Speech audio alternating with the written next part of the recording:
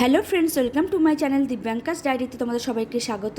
আজ রবিবার। দেখো, সকালবেলা ঘুম থেকে উঠে তুলসী গাছে জল দিচ্ছি, কারণ একদিন ফ্ল্যাটে ছিলাম না, তুলসী গাছটা কেমন যেন শুকিয়ে গেছে।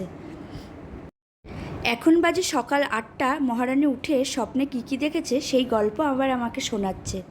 তার আর অর্ডার হয়ে গেল যে সে আজকে চাউমিন খাবে, তাই সকালে ব্রেকফাস্টে ওকে চাউমিন করে দিলাম। ও আজকে সকালবেলা উঠেই স্নান করে নিয়েছে। স্নান টান সেরেই ব্রেকফাস্ট করেছেন তিনি। মুডটা একটু অফ ছিল, বাট চাউমিন দেখেই মুডটা ঠিক হয়ে গেছে। কাজের ফাঁকে টুক করে জামা কাপড়গুলো ব্যালকনিতে মেলে দিয়ে চলে এলাম।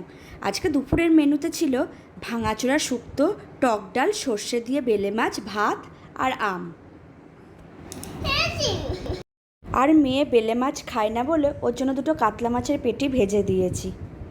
দিব্যাঙ্কার দুপুরের লাঞ্চ কমপ্লিট হওয়ার পর ওকে একটু ঘুম পাড়িয়ে দিয়েছি। তারপর ঘুম থেকে উঠে ওর প্রজেক্টের অনেক কাজ ছিল,